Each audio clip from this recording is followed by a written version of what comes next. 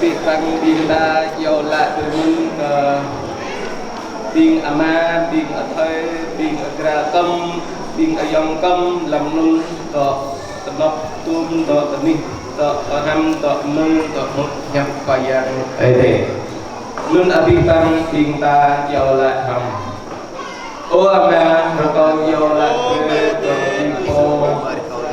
điên po ama điên cung điên bơi lâm điên po ra tâm tâm tâm dòng tâm to ni to nóc to nên dầu lại đúng chua để điên bơi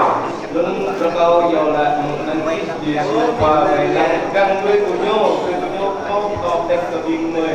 lại dài của điên bơi rồi có điên bơi một xa tại nhà hàng chua